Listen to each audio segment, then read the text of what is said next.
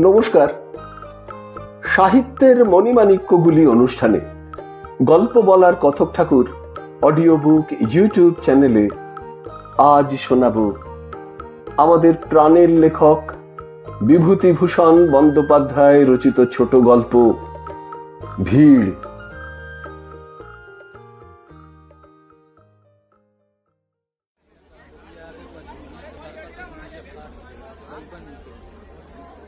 স্টেশনে আসতে দেরি হয়ে গিয়েছে।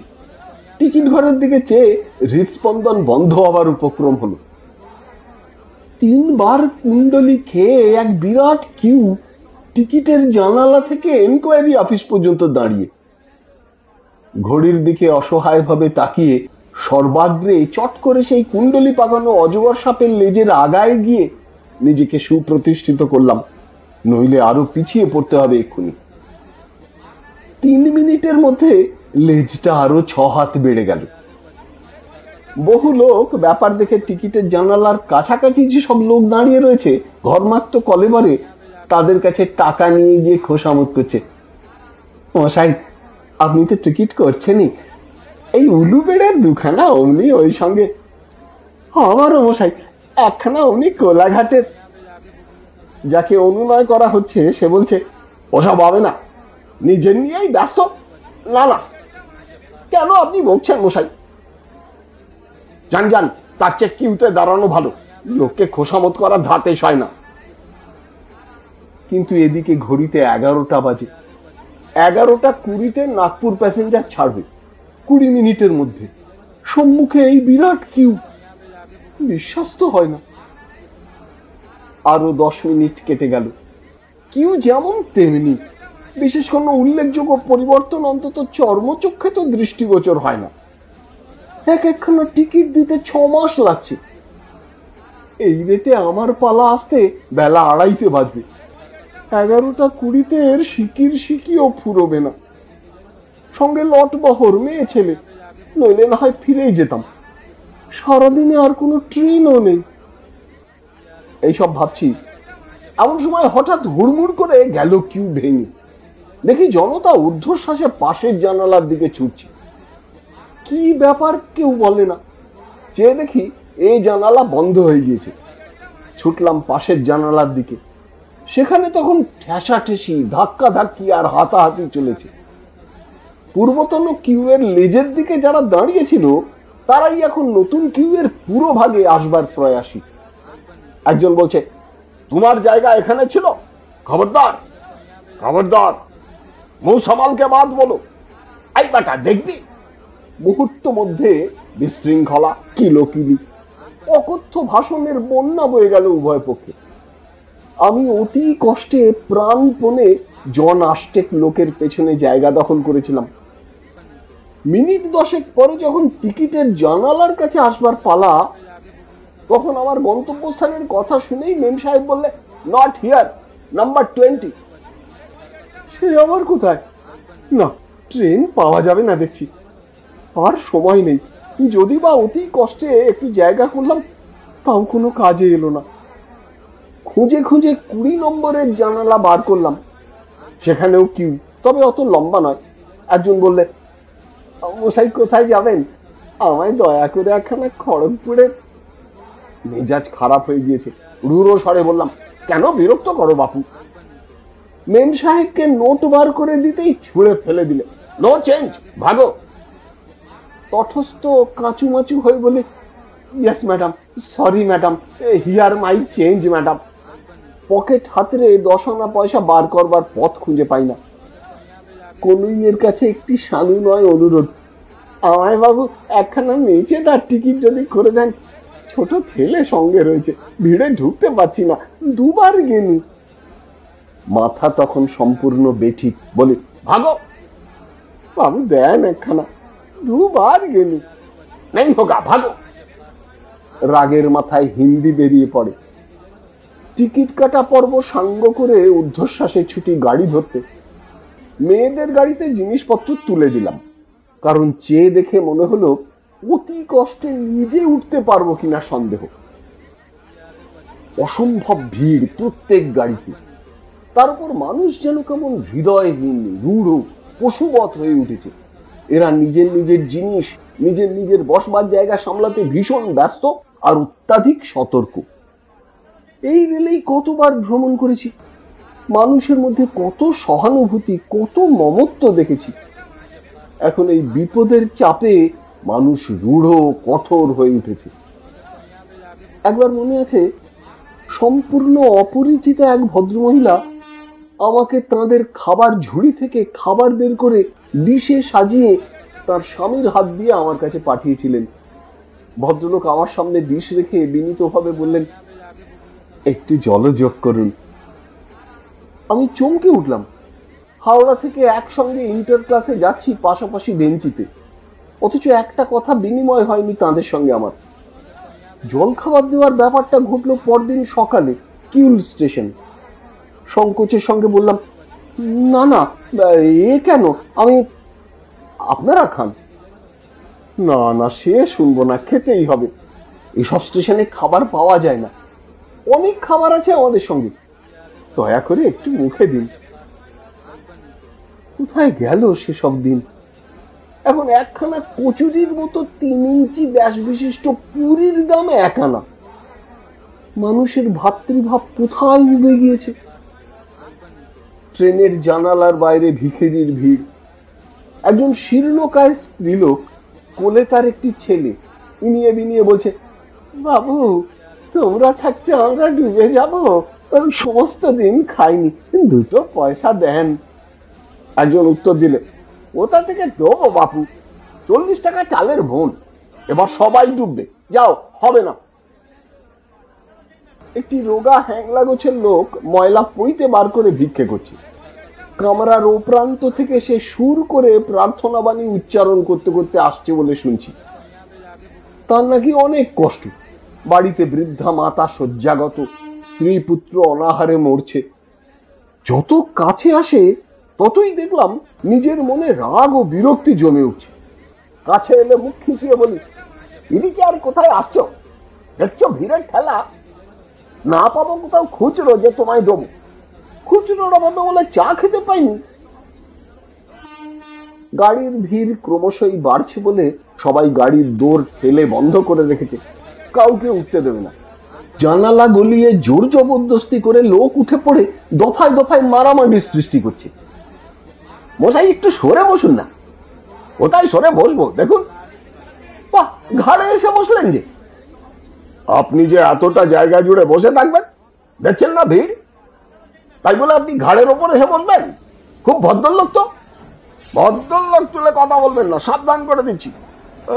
কেন নবাব খান যাখান নাকি? কিসের ভাই, তোমার এক চালায় বাস করি?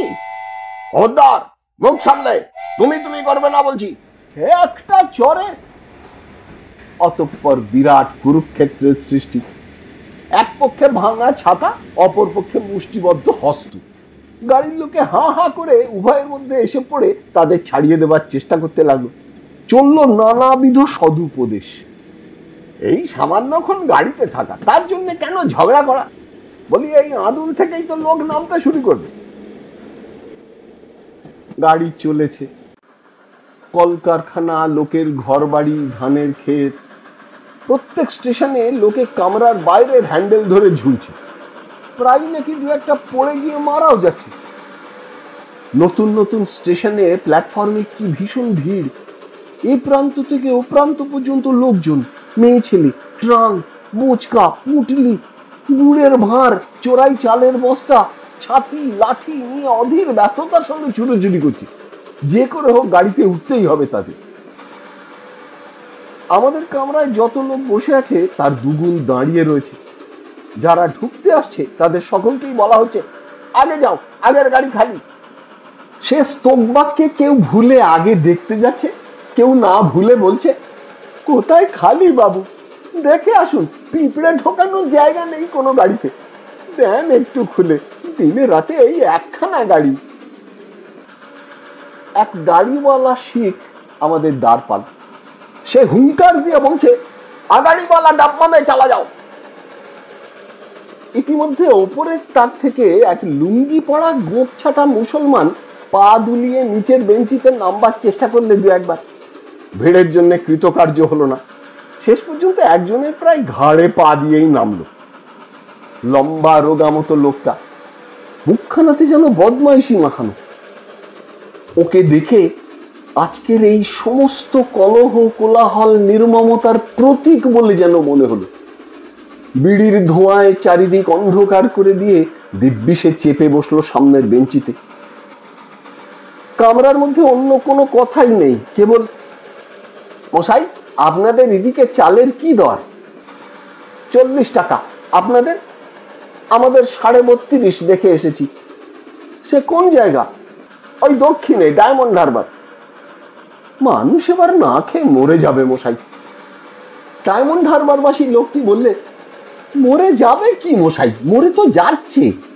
আমাদের ওদিকে একদিন কতগুলো গরিব লোকের মেয়ে ছেলে এসে বললে, তোমাদের বোনের কচু সব তুলে নিয়ে যাব, আর কচি জামরুল পাতা।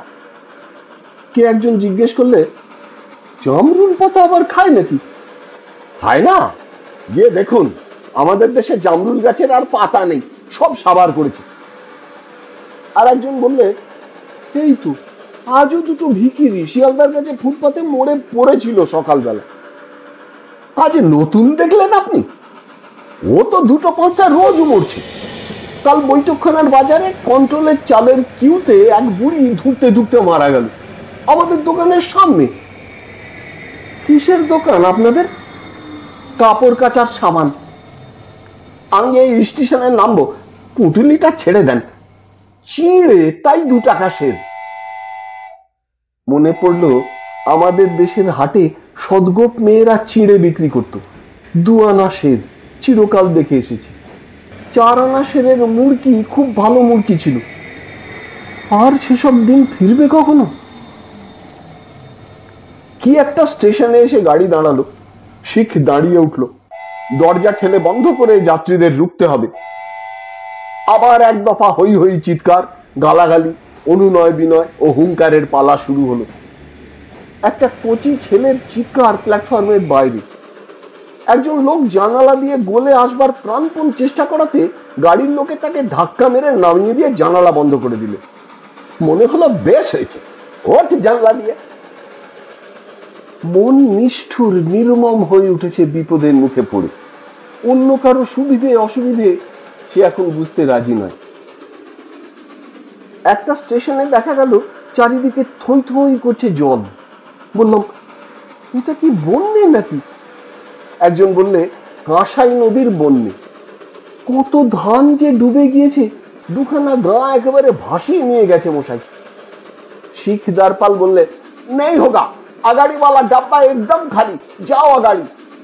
আর একজন বললে, ভাসিয়ে নিয়ে যাবে না মশাই, চেতাবনীতে যে লিখেছিল। কোন থেকে কে একটা বলে উঠলো, বাদ দিন চেতাবনী, জোর কোথাকার। অর্থাৎ লোকটা চেতাবনীতে কথিত প্রলয় দেখতে না পেয়ে হতাশ হয়েছে। এইবার সেই লুঙ্গি পড়া লোকটি নড়ে চড়ে বসে বললে, বাবু, আমাদের নন্দীগ্রাম থানায় এমন এক জ্বর দেখা দিয়েছে, যার হচ্ছে 3-4 দিন পরে মারা পড়ছে। আর বছর হলো আশ্বিনের ঝড়, এবছর বললে, আর তার সঙ্গে এই জ্বর। আমার মশাই 22 বছরের ছেলে বলেই কোথাও কিছু নেই।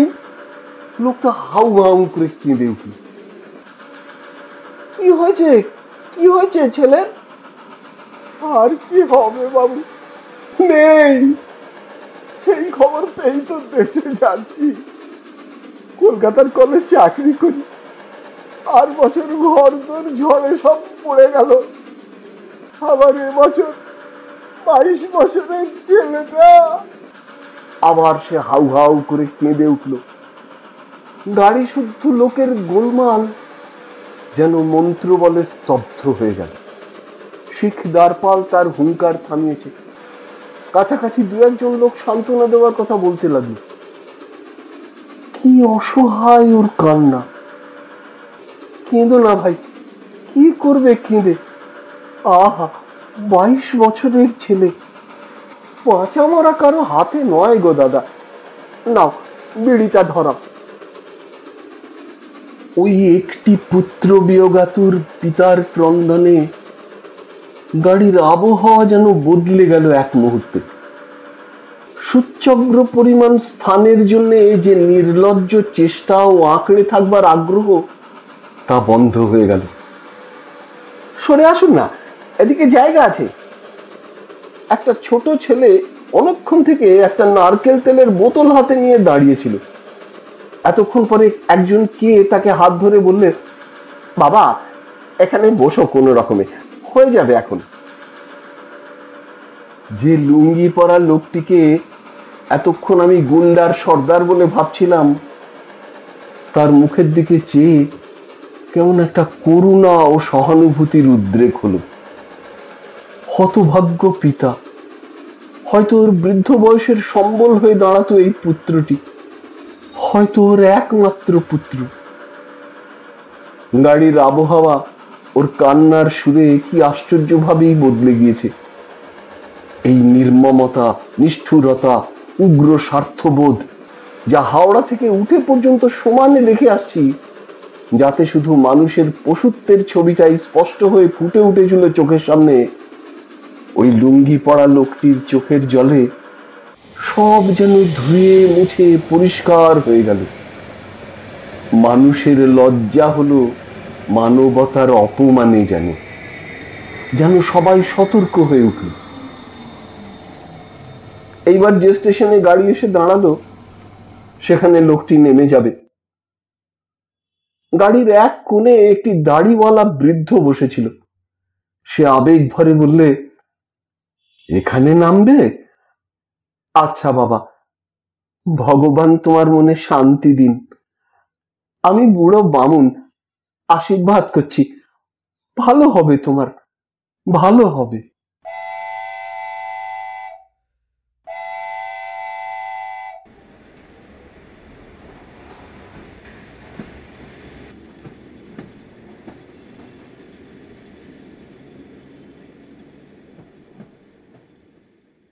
শুনলেন বিভূতিভূষণ বন্দ্যোপাধ্যায় রচিত ছোট গল্প ভিড়। যদি এই অনুষ্ঠানটি আপনার ভালো লেগে থাকে, তবে অবশ্যই একটি লাইক দিয়ে আমায় উৎসাহিত করবেন। যারা এখনো আমার এই চ্যানেলটিকে সাবস্ক্রাইব করেননি, তারা অবশ্যই সাবস্ক্রাইব বোতামটি টিপে চ্যানেলটিকে সাবস্ক্রাইব করে নেবেন এবং ভিডিওর কমেন্ট বক্সে আপনার মূল্যবান মতামত জানিয়ে চ্যানেলটিকে আরও এগিয়ে নিয়ে যেতে আমায় সাহায্য করবেন। ভালো থাকুন, পাশে থাকুন, সুস্থ থাকুন আর শুনতে থাকুন সাহিত্যের মণিমাণিক্যগুলি অনুষ্ঠানটি। নমস্কার।